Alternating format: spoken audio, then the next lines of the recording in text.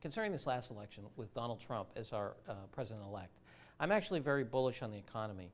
When you look at what he's trying to do with infrastructure spending, which is incredibly important for the middle class, when you look at tax reform and repatriation of earnings, I'm actually pretty bullish if he can get some of those measures through.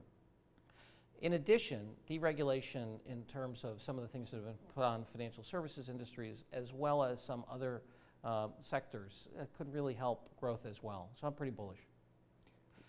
There's a really important thing that people need to take away from this election, no matter what business you're in, and especially if you're in financial services, and that is the importance of direct contact to your end clients and customers. If you look at Donald Trump, he has 24 million Twitter followers, which means he can speak directly to his base around the news media with his message, and every business should learn from that. I think it's important throughout the process and the message from this election that financial services industries really both explain what they do for the economy and also serve the populations that are in need of service, either through loans or through financial products and so forth. And I think it's an important dual message to get out in the marketplace, because there has been some questioning of its role in society and the kind of value it creates and for whom. I'm particularly bullish on the financial services industry for a number of different reasons. First of all, as we see regulation coming and going and so forth, I think it has the opportunity to create a competitive advantage for those organizations that know how to comply with regulation in a very efficient and effective way. It may be a tax on everyone, but those who can do it better can have an advantage.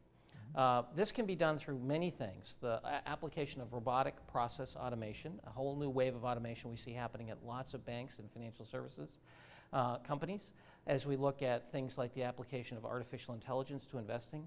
These are things that are incredibly important, both for the labor productivity of the banks themselves and the quality of service to the end customer.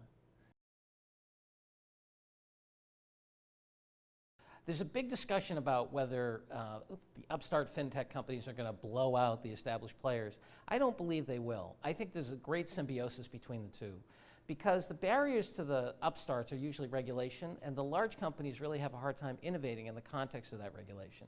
So I really look at it as the combination of the pilot fish and the shark. It's really how they work together that leads to customer value.